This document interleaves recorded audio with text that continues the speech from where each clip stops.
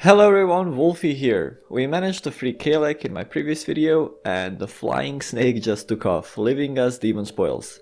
Ugh, imagine the stench. Anyway, we press on with constant killjade and taunting echoing through the hallways. But soon after, there is a second boss. Yeah, I know the Blizzard is releasing their content faster than I release my videos, but I'll try to keep up. Today's fast and short video is dedicated to Brutallus, so grab your fire blankets and let's jump into the action.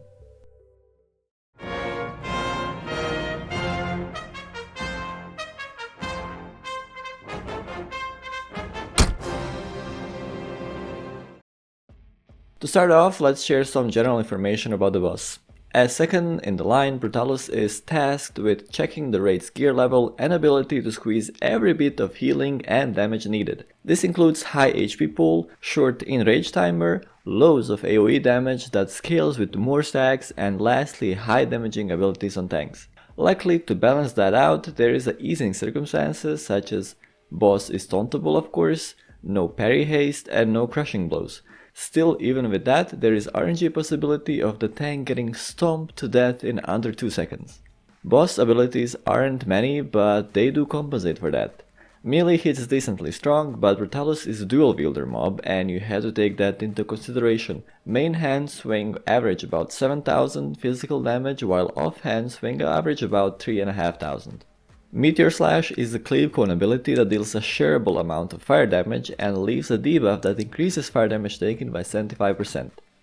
The more players get hit by it, the more the amount of damage is taken, since it divides evenly and the cap is about 20,000 plus fire damage. Keep in mind that every next Meteor Slash will hit harder, first 75% harder, then 150%, 225% and so on. Third stack should be the last one, but we'll get to that in a minute. Pets are not soaking Meteor Slash, nor can get Burn. Speaking of which, Burn is a dot casted on a random raid member that lasts 60 seconds. It deals fire damage every second, starting from 100 and doubles every 10 seconds, resulting in the last tick to hit for 6.4 thousand damage. Requires hard healing towards the end. Burn is transferable to other players in case they get in immediate distance of one another, better known as running through each other. It can be removed by an Ice Block, Divine Shield or Cloak of Shadows. New burn comes every 20 seconds, so at any moment there shouldn't be more than 3 burns, where one is just starting and one ending, with the middle one going through its duration. Lastly, the Stomp comes every 30 seconds and deals massive amount of damage to a tank and leaves a debuff for 10 seconds, decreasing his or her armor by 50%. Damage is vastly mitigatable using an Iron Shield potion, shield block, trinket, 25% armor proc from healing, etc. to the point where you can fully dodge the Stomp, but still suffer the debuff. Stomp will clear the burn dot if tank gets it. Lastly, Enrage is 6 minutes long, and with nearly 11 million HP pool boss have, you better get to the pumping hard. Use any cooldown you have soon into the fight so you get it back again sooner. Use Demon Slaying, Dual Glaives and Bloodlust rotation to reach about 29,000 raid DPS average in order to kill it just before the enrage happens. When it does happen, you're pretty much done for, almost even through the shield wall, although Rogue with evasion could tank it for another few seconds while players spread around as far as possible to squeeze few more thousands of damage and possibly kill it. Anyway, I'll leave that to you and move to strategy, tactics and raid setup. For this fight you need 2 tanks, 6 to 8 healers and rest DPS, but feel free to mold it towards your guild's strong and weak sides.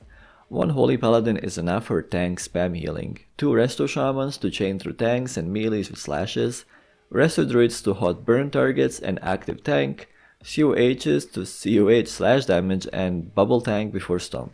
This fight requires little to no movement unless you are affected by burn. In that case, you need to move to designated burn spot outside of Meteor Slash Cone while you have burn. Most importantly, don't walk through other players and thus share the burn. Your healers won't appreciate that.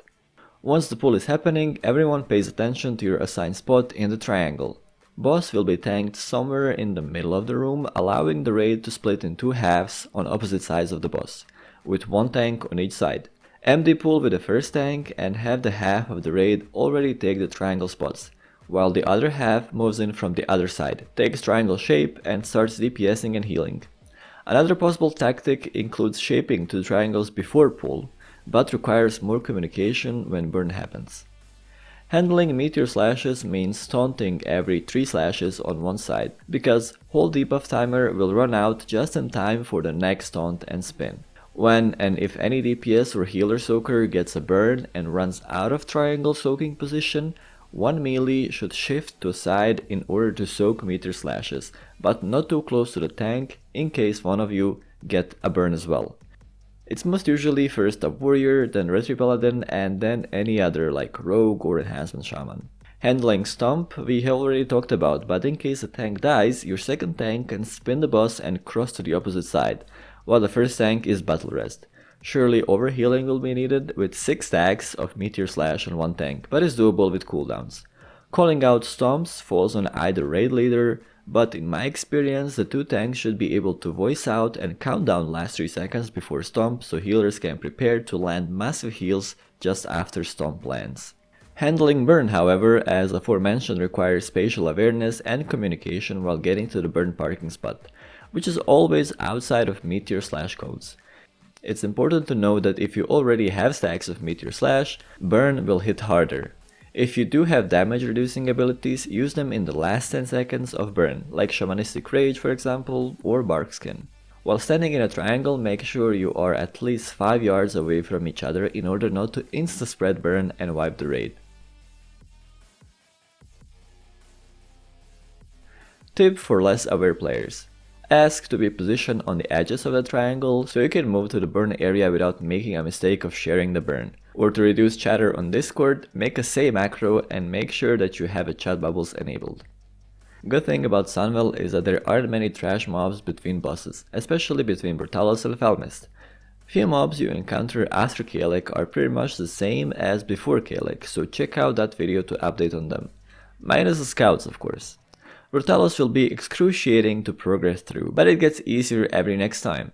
That would be all. Depending on what PTR shows, this video might get updated, but highly unlikely. Brutallus is straightforward, stand still and press those buttons as hard as you can to kill it. Thanks for checking out the video, and welcome to all new subscribers. Next time we will go over Felmist, so progress that subscribe button and throw a thumbs up. Stay safe and have fun playing the game. Until the next one. Bye bye.